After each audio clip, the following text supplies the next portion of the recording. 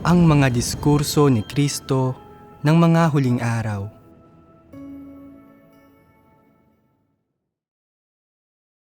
Anim na pahiwatig ng paglago sa buhay. Alam ba ninyo kung ano talaga ang isang pariseyo? Mayroon bang mga pariseyo sa paligid ninyo? Bakit tinatawag na mga pariseyo ang mga taong ito? Paano inilalarawan ang mga pariseyo? Sila ay mga taong ipokrito, ganap na huwad, at nagpapanggap sa lahat ng kanilang ginagawa. Anong pagpapanggap ang ginagawa nila? Nagkukunwari silang mabuti, mabait, at positibo. Ganito ba sila talaga? Hinding-hindi. Dahil mga ipokrito sila, lahat ng nakikita at nalalantad sa kanila ay huwad.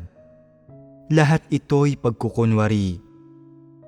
Hindi ito ang kanilang tunay na mukha. Saan nakatago ang tunay nilang mukha? Nakatago ito sa kaibuturan ng kanilang puso. Hindi makikita ng iba kahit kailan. Ang lahat ng nakikita ay isang palabas. Lahat ng ito ay hindi totoo. Ngunit maaari lamang nilang maloko ang mga tao. Hindi nila maluloko ang Diyos.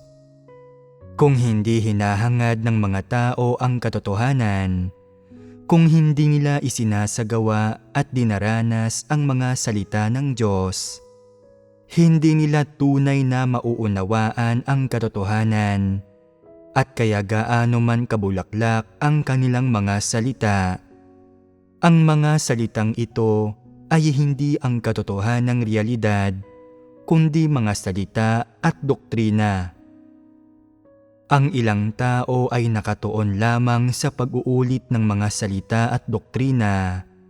Ginagaya nila ang sinumang nangangaral ng pinakamatataas na mga sermon, na ang resulta ay sa loob lamang ng ilang taon.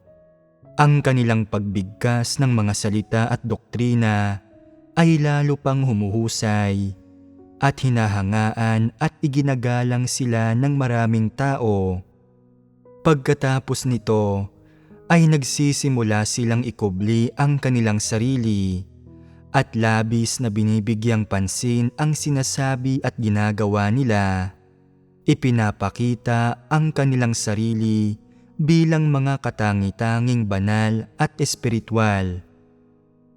Ginagamit nila ang mga tinaguriang espiritual na teoryang ito para ikubli ang kanilang sarili. Ang mga ito lamang ang tinatalakay nila saan man sila magtungo. Paimbabaw na mga bagay na akma sa mga kuro-kuro ng mga tao, ngunit walang alinman sa katotohanang realidad. At sa pamamagitan ng pangangaral ng mga bagay na ito, mga bagay na nakaayon sa mga kuro-kuro at panlasa ng mga tao, marami silang taong nililihis. Para sa iba, ang mga ganoong tao ay tila napakataimtim at mapagpakumbaba, pero hindi talaga ito totoo. Tila mapagparaya, matiisin, at mapagmahal sila, pero pagkukunwari talaga ito. Sinasabi nilang mahal nila ang Diyos, ngunit ang totoo ay palabas lamang ito. Iniisip ng iba na ang mga ganoong tao ay banal, pero huwad talaga ito. Saan matatagpuan ang isang taong tunay na banal? Ang kabanalan ng tao ay pawang huwad. Palabas lang ang lahat, isang pagpapanggap. Sa tingin, mukha siyang matapat sa Diyos, ngunit ang totoo ay gumagawa lamang siya para makita ng iba. Kapag walang nakatingin, hindi siya matapat ni Katiting at lahat ng ginagawa niya ay hindi pinag-isipan. Sa panlabas, ginugugol niya ang kanyang sarili para sa Diyos at tinalikuran na niya ang kanyang pamilya at propesyon. Pero ano ang ginagawa niya ng palihim? Nagsasagawa siya ng sarili niyang gawain at nagpapatakbo ng sarili niyang operasyon sa iglesia. Kumikita mula sa iglesia at palihim na nagnanakaw ng mga handog sa pagkukunwaring gumagawa para sa Diyos. Ang mga taong ito ang makabagong panahong mga mapagpaimbabaw na pariseyo. Saan nagmumula ang mga pariseyo? Lumilitaw ba sila sa gitna ng mga walang pananampalataya? Hindi. Lahat sila ay lumilitaw sa mga mananampalataya. Bakit naging mga pariseyo ang mga taong ito? May tao bang dahilan kaya sila nagkaganyan? Malinaw na hindi. Ano ang dahilan? Ito ay dahil ganito ang kanilang kalikasang diwa at ito ay dahil sa landas na kanilang tinahak. Ginagamit lang nila ang mga salita ng Diyos bilang kasangkapan upang mangaral at mapakinabangan ang iglesia. Sinasandatahan nila ang kanilang isip at bibig ng mga salita ng Diyos. Nangangaral sila ng mga huwad na espiritual na teorya at ipinepresenta ang kanilang sarili na banal at pagkatapos ay ginagamit nila itong kapital upang makamit ang layong mapakinabangan ang iglesia. Nangangaral lamang sila ng mga doktrina, subalit hindi kailanman isinagawa ang katotohanan. Anong uri ng mga tao ang mga patuloy na nangangaral ng mga salita at doktrina kahit hindi nila nasundan ang daan ng Diyos kailanman? Sila ay mga mapagpaimbabaw na pariseyo. Ang kanilang kapos, di umano'y mabubuting pag-uugali at mabuting asal, at ang kaunting naisuko at naigugol nila ay ganap na natupad sa pamamagitan ng pagpipigil at pagtatago sa sarili nilang kagustuhan. Ganap na huwad ang mga kilos na iyon at lahat iyon ay pagkukunwari lamang. Sa puso ng mga taong ito, wala ni katiting na pagkatakot sa Diyos, ni wala silang anumang tunay na pananampalataya sa Diyos. Higit pa riyan, sila ay mga hindi mananampalataya. Kung hindi hinahangad ng mga tao ang katotohanan, lalakaran nila ang ganitong uri ng landas at magiging pariseyo sila. Hindi ba nakakatakot iyon?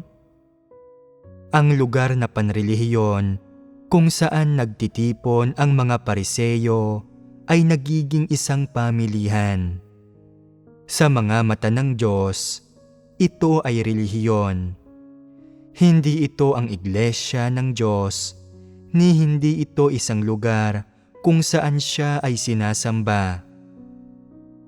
Sa gayon, kung hindi hinahangad ng mga tao ang katotohanan, gaano man karami ang mga literal na salita at mabababaw na mga doktrina tungkol sa mga pagbigkas ng Diyos na isinasangkap nila sa kanilang sarili, ito ay walang silbi. Sinasabi ng ilang tao na walang silbi kahit gaano pa karami ang isangkap ko, kaya hindi ko na lang sasangkapan ang aking sarili. Ano ba ang pinagsasasabi nila? Hindi ba't walang katuturan iyon? Hindi ba't kalokohang pananalita iyon? Ano ang layon ko sa pagbabahagi tungkol sa mga salitang ito? Ito ba ay para pigilan kang sangkapan ang iyong sarili ng mga salita ng Diyos? Dapat mong sangkapan ang iyong sarili ng mga salita ng Diyos. Pero ang pinakamahalagang bagay na dapat malinaw sa iyo ay na hindi mo dapat gamitin ang mga salita ng Diyos para ipresenta ang iyong sarili sa anupamang paraan. Hindi mo ito dapat gamitin bilang puhunan para makinabang ka mula sa iglesia. Lalong hindi dapat gamitin ang mga ito bilang sandata para atakihin ang iba. Ano ba ang mga salita ng Diyos? Ang mga salita ng Diyos ang katotohanan, ang daan at ang buhay na lumulutas sa mga tiwaling disposisyon ng mga tao. Kung ganap mong gagamitin at isasagawa mo ang mga salitang ito, makakamit mo ang katotohanan. Ang katotohanan ay hindi magiging mga doktrina o mga salita lamang para sa iyo, kundi magiging ang buhay realidad mo. Sa sandaling makamit mo na ang katotohanan, nakamit mo na ang buhay.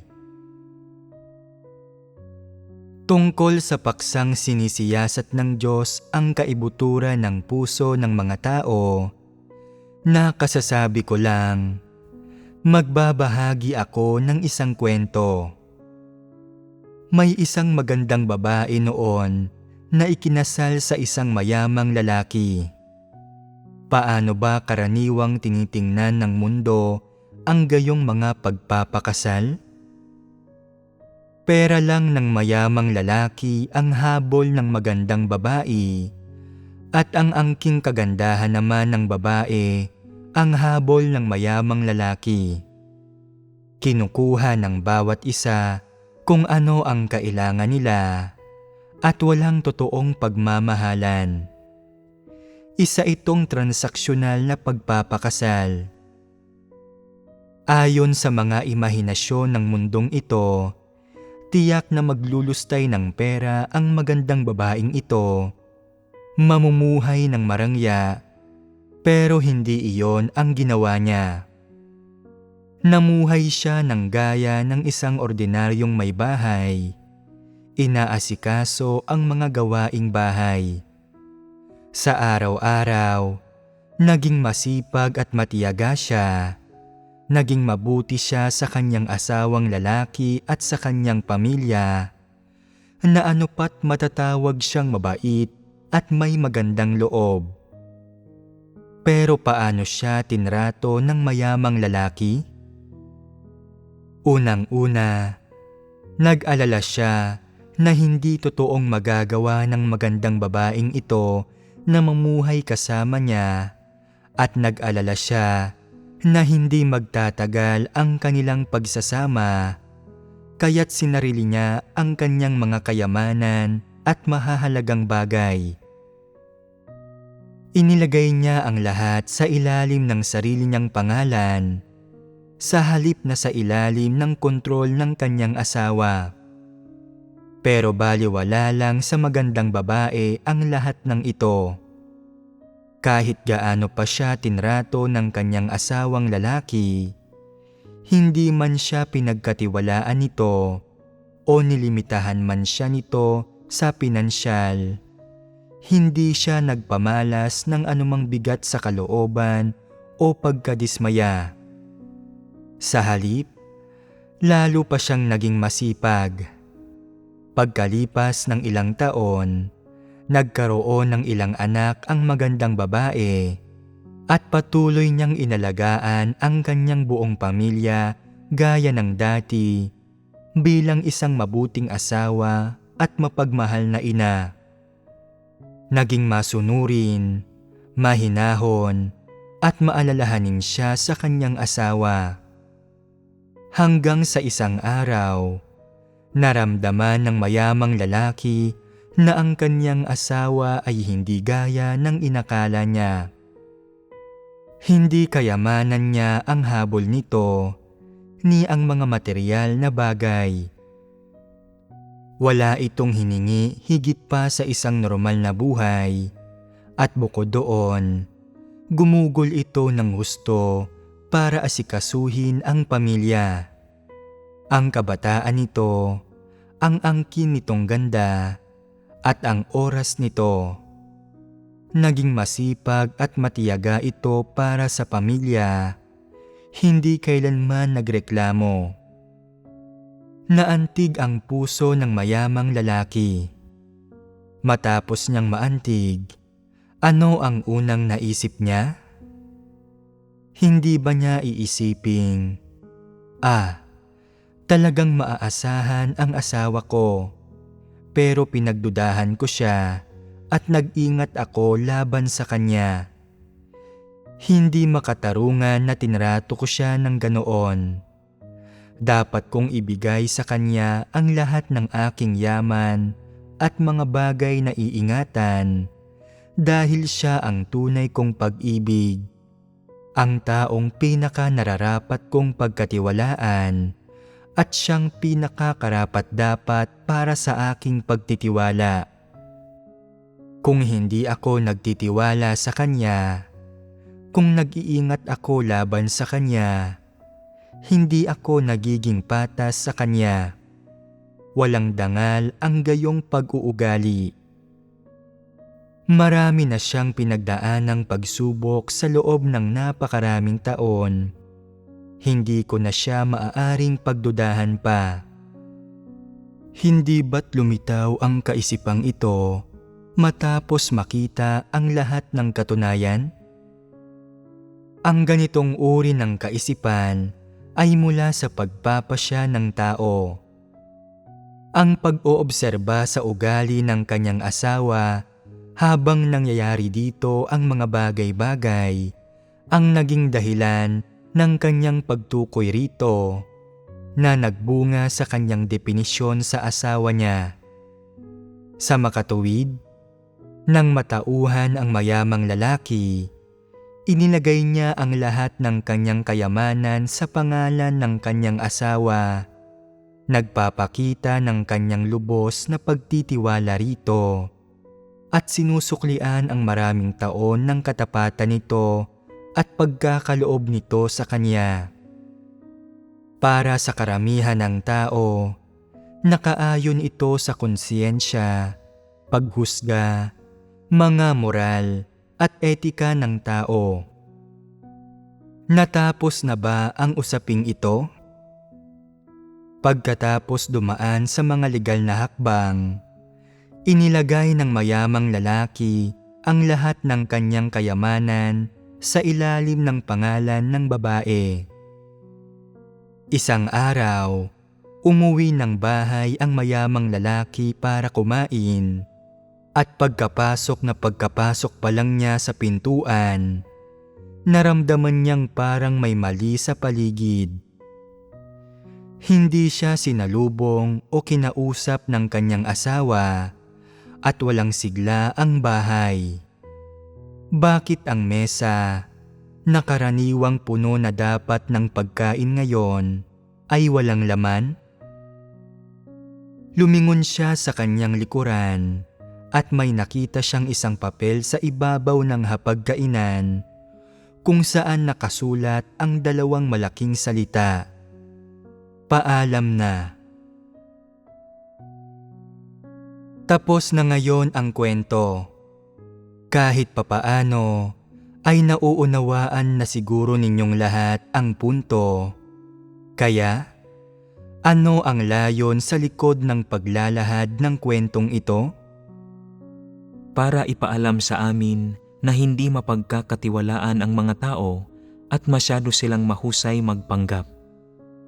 Nalinlang ang mayamang lalaki sa pamamagitan ng isang huwad na anyo. Mahusay na nagpanggap ang magandang babaeng ito. Sa loob ng maraming taong iyon, hindi siya kailanman nagpakita ng anumang kapintasan. At sa buong panahong iyon ng pagsasama nila, Hindi kailanman nakahalata ni Katiting ang mayamang lalaki. Anong uri ng tao ang magandang babaeng ito? Masama siya at mapanlinlang at talagang tuso. May ganito na ba siyang intensyon sa simula pa lang o binalak lang niyang gawin ito sa bandang huli matapos niyang makuha ang lahat ng kayamanan? Ano ang mga kauna-unahan niyang intensyon nang pakasalan niya ang mayamang lalaki? Ipinamalas ba niya ang mga ito? Hindi. Itinago niya ang mga ito. Kaya, ano ang hinayaan niyang makita sa panlabas? Isang ganap na pagpapanggap. Ano ang nasa likod ng huwad na anyong ito sa kaibuturan nito? Hindi niya taos sa pusong pinakasalan ang mayamang lalaki. Ginusto lamang niya ang kayamanan nito. Kahit abutin pa ng 10 o 20 taon, hanggat magagawa niyang dayain ang mayamang lalaki sa mga kayamanan nito, walang problema sa kanya na kinailangan niyang pakasalan ito o gugulin ang maraming taong iyon ng kanyang kabataan at pagsusumikap. Iyon ang pinakamalalim na saloobin ng kanyang puso. Ano ang kalikasan ng mga bagay na ginawa niya alang-alang sa saloobing ito? Marapat bang alalahanin ang mga bagay na ginawa niya o kasuklam-suklam ang mga iyon sa mga tao? Mabuti ba ito o masama? Lahat ito ay masama. Ano ang batayan para matukoy na masama ang lahat ng kanyang mga ikinilos at lahat ng panlabas na halagang binayaran niya? Saan nanggagaling ang konklusyong ito? Batay ito sa mga intensyon at pinagmumulan ng kanyang mga kilos. Kaya, ano ang nauunawaan ninyo mula sa kwentong ito? Tumitingin ang mga tao sa panlabas na kaanyuan, pero tumitingin ang Diyos sa diwa ng mga tao. Tiyak iyon. Bakit tumitingin ang mga tao sa panlabas na kaanyuan? Malalaman ba ng mga tao ang mga intensyon at motibasyon ng iba mula sa kanilang mga salita at kilos? Alam ba ninyo kung paano kilatisin ang mga ito? Nakikita namin ang ilang hayag at mabababaw na bagay. Makikita ninyo ang ilang panlabas na pagpapamalas.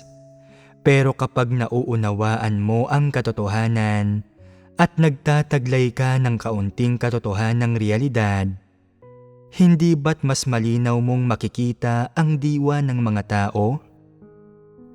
Bakit malinaw na nakikita ng Diyos ang puso ng mga tao? Ito ay dahil ang Diyos ang katotohanan. Siya ay makapangyarihan at sinisiyasat niya ang kaibuturan ng puso ng mga tao.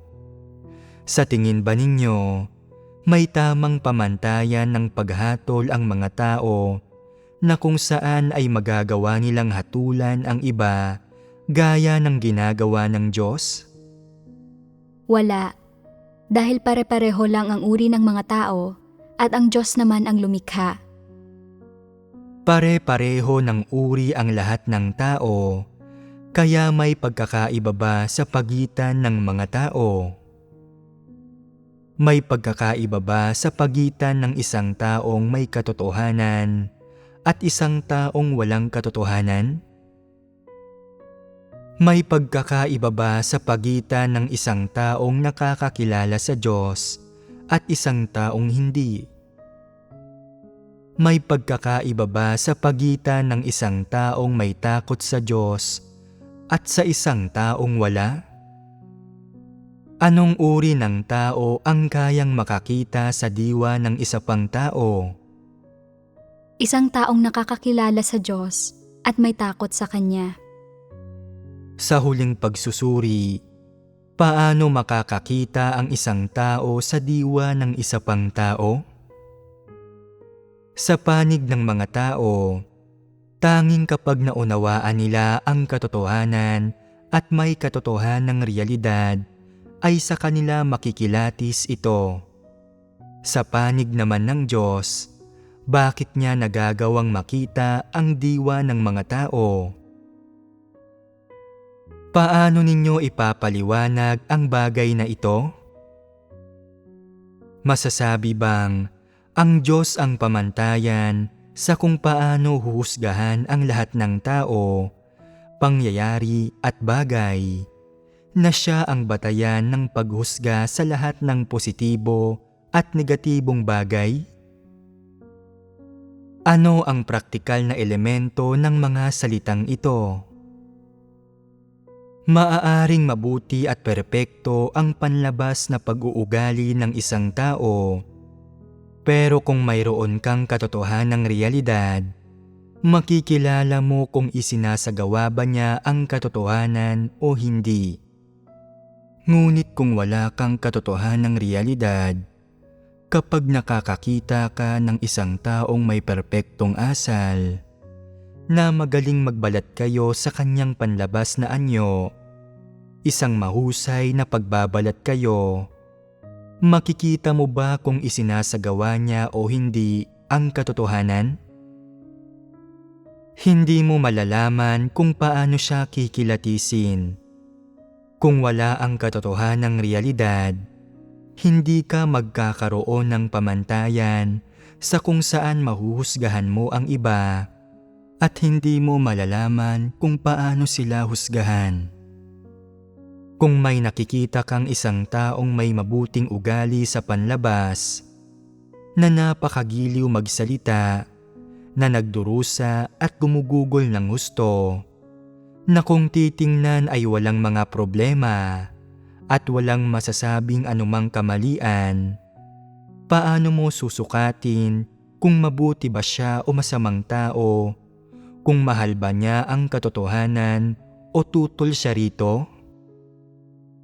Paano mo kinikilatis ito? Kung wala kang pamantayan sa iyong pagpapasya, madali kang mabubulag ng kanyang panlabas na pag-uugali at mga kilos. Kung nabubulag at nalilinlang ka ng mga ito, makikilatis mo ba kung mabuti siya o masama, kung may magandang loob ba siya o wala? Hindi. Sinasabi ng ilang tao na nagagawa bang siyasatin ng mga taong nakakaunawa sa katotohanan ang puso ng iba katulad ng Diyos? Walang ganitong kakayahan ang mga tao. Kahit magkaroon pa sila ng mas malalim na pagkaunawa sa katotohanan, hindi ibig sabihin niyon na nagtataglay na sila ng realidad ng katotohanan. Ngunit, kung nauunawaan ng isang tao ang katotohanan, makikilatis niya kung mabuti o masama ba ang isang tao, kung mahal ba ng isang tao ang katotohanan o hindi, kung matapat ba ito o mapanlinlang, kung may takot ba ito sa Diyos o nagre-rebelde at kalaban ng Diyos, at kung taos-puso ba itong sumusunod sa Diyos o isang mapagpaimbabaw. Makikilala mo ang lahat ng bagay na ito. Sa huling pagsusuri, ano ang pinakamahalaga? Ang pagkakaroon ng katotohanang realidad. Hindi magagawa ng mga taong walang katotohanang realidad na lubusang maunawaan ang anumang bagay. Lagi silang kumikilos na parang hangal at kumikilos sa mga paraang salungat sa katotohanan at lumalaban sa Diyos. Kaawa-awa ang gayong mga tao. Tinatalakay nito ang kahalagahan ng kung matatamo ba ng isang tao ang katotohanan at makapapasok sa katotohanang realidad. Paano ba nakikita ng mga tao ang iba kapag sila mismo ay hindi nakakaunawa sa katotohanan? Maaari lamang nilang tingnan ang iba sa pamamagitan ng sarili nilang mga kuro-kuro at imahinasyon. Kapag hinuhusgahan at inuuri nila ang isa pang tao, tinitingnan lang nila ang kakayahan at kaalaman nito. Tinitingnan lang nila kung wasto ba ang panlabas nitong ugali, kung nakaayon ba ito sa tradisyonal na kultura at moralidad ng tao, at kung nakikinabang ba ang iba sa mga kilos nito o hindi. Kung nakikita nilang makatwiran naman ang mga salita at gawa ng isang tao, na lubos na umaayon ang mga ito sa mga kuro-kuro ng tao sa etika at moralidad, at umaayon ang mga ito sa gusto ng lahat, uuriin nila ang taong iyon bilang mabuting tao. Pero paano ba inuuri ng Diyos ang mga tao? Ang lahat ba ng pamamaraang ito na ginagamit ng mga tao para makabuo ng mga konklusyon at makarating sa kanilang pinagmumulan ay mga pamantayan kung saan natutukoy ng Diyos ang diwa ng isang tao? Saan ibinabatay ng Diyos ang kanyang pagtukoy sa diwa ng isang tao? Ibinabatay ng Diyos ang kanyang pagtukoy sa kalikasang diwa ng isang tao sa mga kaisipan at ideya ng puso nito at sa motibo ng mga salita at gawa nito, na mga motibo at layo nito. Ito ang pinakadahilan kung bakit sinasabing ang Diyos ang nag-iisang nagsisiyasat sa kaibuturan ng puso ng mga tao.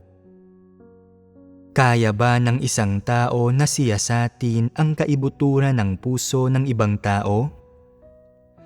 Nakikita lamang ng mga tao ang panlabas na pagpapamalas ng iba at ang mga layuning ibinubunyag ng mga ito sa pamamagitan ng pananalita o sa pamamagitan ng paghinuha sa ipinapahiwatig nito.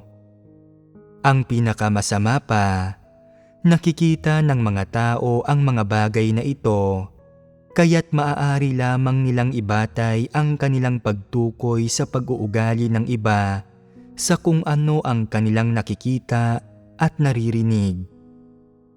Sa kabilang dako, kapag tinutukoy ng Diyos ang mga tao, hindi lang siya tumitingin sa kanilang mga kilos, sa direksyong tinutungo nila, o sa kalidad ng isang partikular na kilos.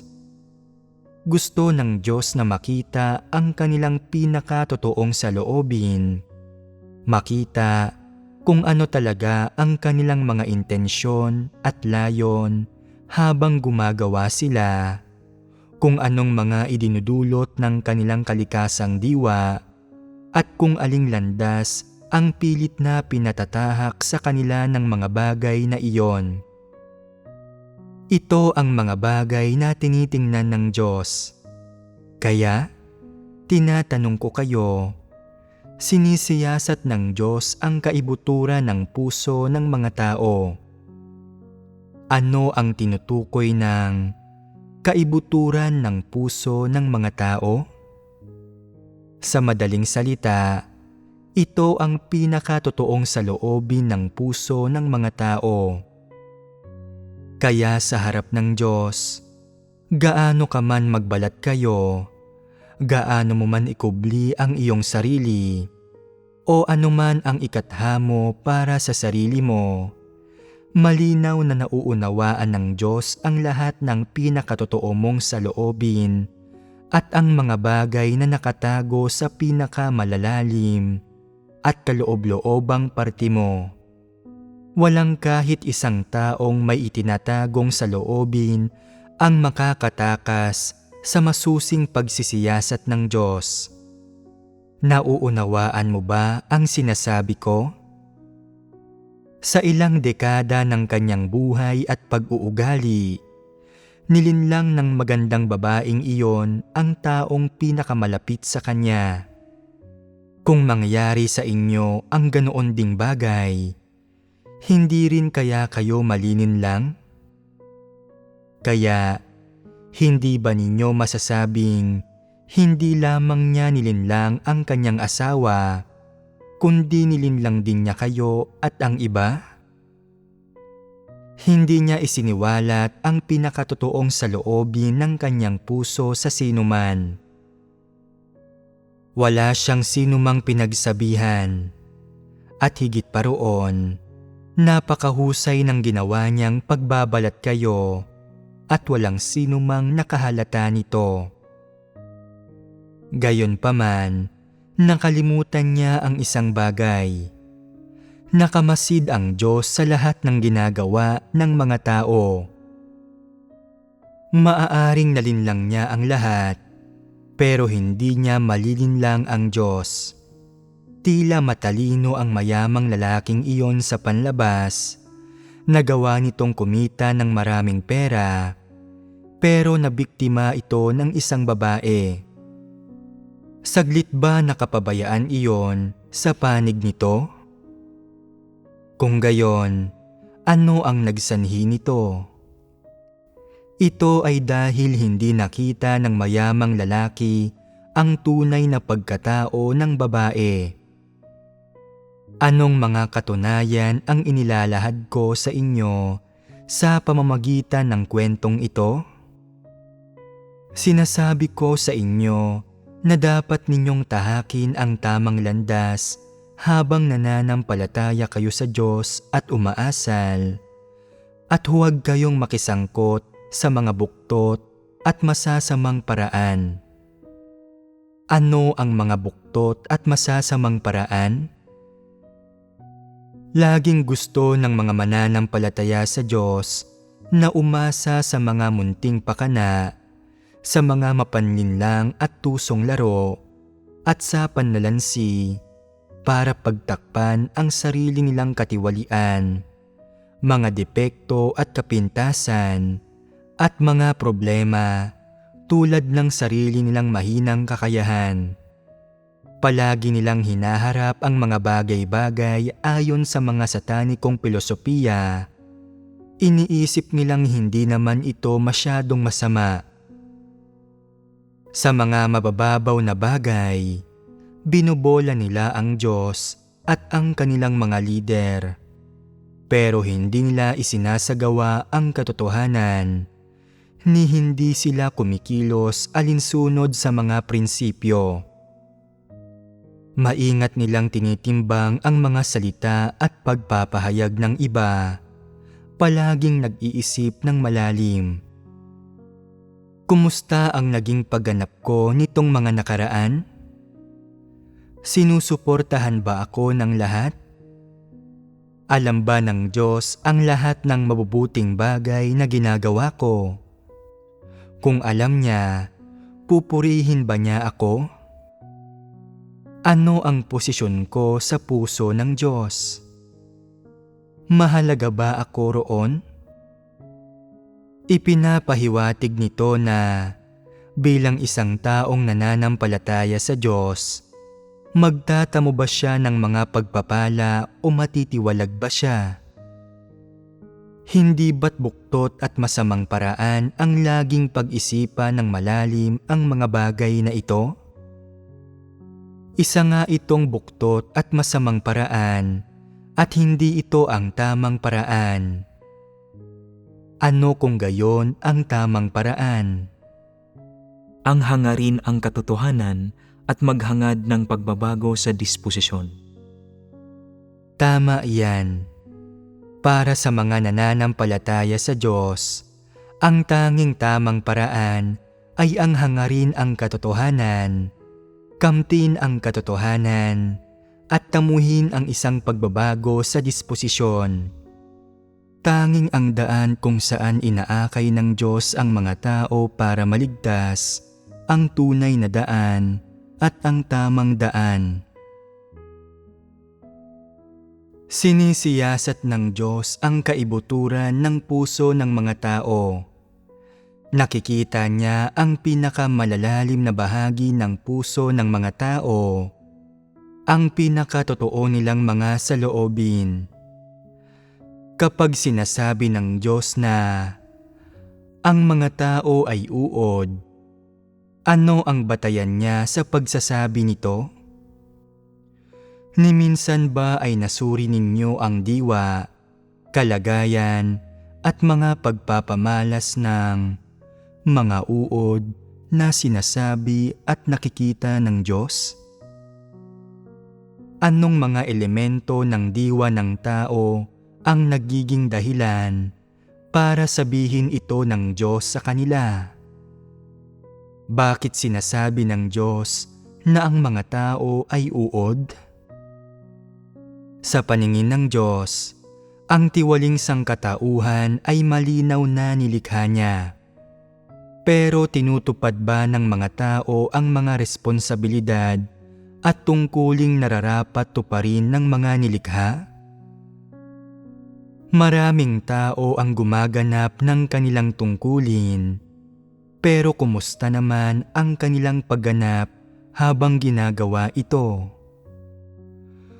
Wala silang pagkukusa sa paggawa ng kanilang tungkulin. Kung hindi sila pinupungusan o dinidisiplina, hindi sila nagpapatuloy na sumulong. Kailangan pa nilang laging magkita-kita, magbahaginan at matustusan upang magkaroon ng kahit kaunting pananalig at ilang munting aktibong elemento. Hindi ba't ito ang kanilang tiwaling disposisyon?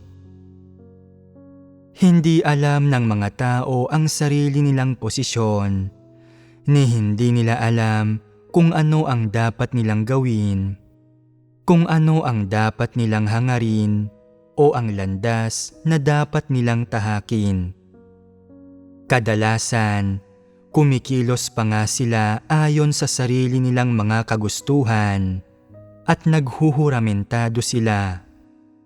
Kung hindi dahil sa madalas na pagdidilig at pagpupungos, kung hindi dahil sa palaging pagsasaayos ng Diyos ng mga sitwasyon para gabayan ang mga tao pabalik sa Kanya, ano na kaya ang gagawin ng mga tao? Masasabi mong hindi lamang sa hindi magagawa ng maayos ng gayong tao ang kanyang tungkulin, mabubulok din siya hanggang sa puntong magiging negatibo siya, magpapakatamad, kikilos ng pabasta-basta at lilinlangin ang Diyos. Kung hindi kayang gawin ng isang tao ang tungkuling marapat niyang gawin, ano kung gayon ang kalidad ng lahat ng kanyang kilos? Masasabi mo na ang lahat ng ito ay masasamang gawa. Pawang kasamaan lang ang ginagawa niya. Sa buong maghapon, walang kaugnayan sa katotohanan ang mga naiisip niya. Walang kinalaman sa pagsunod sa daan ng Diyos. Araw-araw, kumakain siya ng 3 beses nang hindi nag-iisip o nagsisikap. Kahit pa nga may naiisip siya, hindi ito nakaayon sa mga katotohanang prinsipyo, ni wala itong kahit anumang kaugnayan sa mga hinihingi ng Diyos sa tao. Gumagawa siya ng mga bagay na nakakagambala at nakakagulo nang hindi nagpapatotoo man lang sa Diyos. Ang kanilang puso ay punong-puno ng mga kaisipan ng kung paano maghangad para sa pisikal nilang kapakanan, kung paano magsikap para sa katayuan at kasikatan, paano manindigan sa gitna ng ibang tao para magkaroon ng katayuan at kabantugan. Kinakain nila ang pagkaing ipinagkakaloob ng Diyos at tinatamasa ang lahat ng bagay na tinutustos ng Diyos nang hindi nakikilahok sa mga gawain ng tao. Ayaw ng Diyos sa gayong mga tao.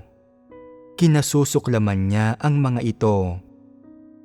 Ginagawa ng ilang tao ang kanilang tungkulin bilang formalidad lang. Pumupunta sila sa iglesia para obserbahan ang gawain na parang isang walang pananampalatayang lider. Nag-iikot sila ng isang beses, bumibigkas ng ilang kasabihan, pinangangaralan ang mga kapatid, pinapakinig ang lahat sa kanila ng masunurin, at pagkatapos ay iyon na. Kapag may nakikita silang isang taong pabasta-basta at iresponsableng gumaganap sa kanyang tungkulin, iniisip nila na walang kinalaman iyon sa akin at hindi ito isang banta sa aking katayuan, kaya wala akong pakialam dito. Sa araw-araw, nagpapatangay lang sila ng ganito, hindi kailanman gumagawa ng totoong gawain, hindi kailanman lumulutas ng anumang aktwal na problema. Anong uri ng tao ito? Hindi niya alam kung ano ang dapat niyang gawin sa bawat araw, kaya walang ingat na sumasabay na lang siya sa agos, nang hindi alam kung nasisiyahan o nasusuklam ba ang Diyos sa kanya, o kung sinusuri ba siya ng Diyos. Nakaayon ba sa katotohanan ang mga bagay na ginagawa niya? Tinutupad ba niya ang kanyang mga responsibilidad? Tapat ba siya? Nagiging pabasta-basta ba siya? Itinataas ba niya ang kanyang sarili sa mga bagay na ginagawa niya? Nagpapatotoo ba siya sa Diyos? Wala siyang alam dito. Ang isang taong kumakain ng sapat 3 beses sa isang araw nang hindi nag-iisip o wala man lang ginagawa ay karaniwang inilalarawan bilang isang pabigat. Wala siyang ginagawang anumang totoong gawain. Sobrang tamad niya na hindi man lang niya mabigyan ang sarili niya ng pagkain at gusto niyang pagsilbihan pa siya ng mga tao. Anong uri ng tao ito? Nananatili siya saan man siya mapapadpad bawat araw. Kumakain siya saan man masarap ang pagkain. Pumupunta siya saan man may komportableng matutulugan. At nagpupunta siya saan man may mga taong pupuri sa kanya. Walang pagkakaiba sa pagitan ng gayong tao at ng isang uod, hindi ba? Walang pagkakaiba. Batay sa mga pag-uugaling ito ng tao, malibang tawaging uod ang mga tao? Palaging namumuhay ang mga tao sa ganitong uri ng masamang kalikasan. Pagkatapos nilang gumawa ng kaunting totoong gawain, gusto nilang kilalanin ang kanilang mga nagawa. Sinasabi ng ilang tao na 5 o 6 na taon ko nang ginagawa ang tungkulin ko. Nagpupursige akong gampanan ang aking tungkulin araw-araw at pumuputi na nga ang buhok ko. Hindi ba't nakakasuklam ito na paraan ng pagsasalita? Paano mo nagagawang magsalita gaya ni Pablo? Ano ang layon sa likod ng pagsisikap na umani ng pagkilala para sa iyong mga nagawa? Hindi ba't iyon ay nagusto mo ng gantimpala mula sa Diyos? Ano ang karaniwang tawag natin sa mga taong gustong makatanggap ng gantimpala? Hindi ba't mga manlilimos? Hindi ba't walang kahihiyan ang gayong mga tao? Ginagawa mo ang tungkulin ng isang nilikha at para kanino ang mga pinaghihirapan mo? Para ba ito sa Diyos? Walang halaga sa Diyos ang gayon. Sa katunayan, kumikilos ka lang para sa sarili mong kapakanan, kumikilos nang sa gayon magtamo ka ng kaligtasan. Kaya anong pagkilala ang gusto mo at anong gantimpala ang hinihingi mo? Kaunting biyaya o kaunting pagpapala lang ba ang ibinigay sa iyo ng Diyos? Ibinigay ba sa iyo ng Diyos ang buhay na ito upang makahingi ka ng gantimpala? Ito ay para ba iunat mo ang iyong kamay para manlimos ka ng pagkain sa Diyos? Sa kasalukuyan, ginagawa mo ang sarili mong tungkulin. Obligasyon at responsibilidad mo ito. Pinagkatiwalaan ka ng Diyos ng isang tungkulin na kabutihang loob sa panig niya. Kaya, hindi ka dapat manlimos ng anumang bagay. Kung gagawin mo ito, kasusuklaman at aayawan ka ng Diyos. Palaging gusto ng mga tao na manlimos ng biyaya at mga gantimpala mula sa Diyos. Anong uri sila ng tao? Hindi ba't sila ay mga taong walang kahihiyan at may mababang pagkatao? Lahat ba kayo ay nasa gayong kalagayan? Paano ninyo dapat lutasin ang kalagayang ito? Dapat mong makilala kung aling mga salita at gawa mo ang nasa ganitong kalagayan, at pagkatapos, agad kang manalangin sa Diyos at tanggapin ang kanyang masusing pagsisiyasat. Suriin mong mabuti ang iyong pangit na ugali at kalikasang diwa. Pagkatapos mong magkaroon ng kaunting kaalaman at pagkaunawa, ilapit mo ito sa iyong mga kapatid at magbahaginan kayo tungkol sa mga ito at ilantad mo ang iyong sarili sa harap nila. Kasabay ng pagbabahagi mo at paglalantad sa iyong sarili sa ganitong paraan, tatanggapin mo ang masusing pagsisiyasat ng Diyos at sa ganitong paraan, unti-unting malulutas ang iyong kalagayan. Para malutas ang sarili mong tiwaling disposisyon, dapat mo munang malinaw na malaman kung gaano kasama at kasuklam-suklam ang tiwali mong disposisyon. Saka mo lamang magagawang kasuklaman at kamuhian ang iyong sarili sa puso mo. Kung hindi mo kamumuhian ang sarili mo, hindi mo malulutas ang problema.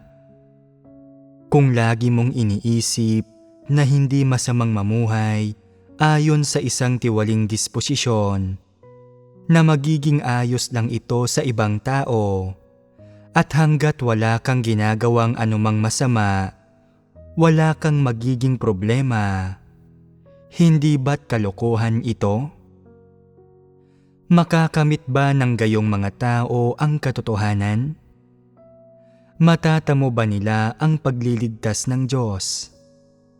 Bakit ba inilalantad ng Diyos ang mga tiwaling kalagayan ng mga tao?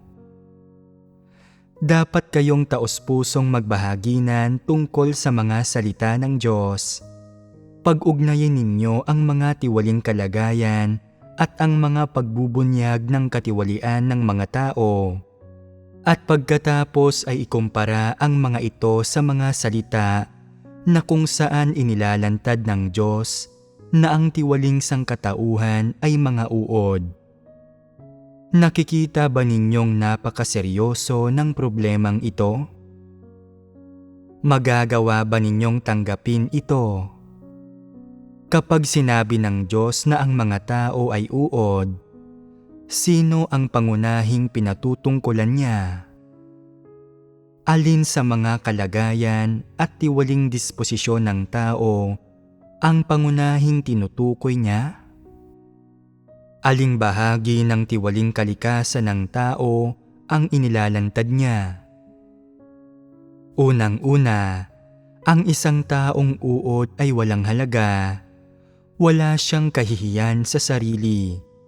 Sa mga mata ng Diyos, wala siyang kakwenta-kwenta.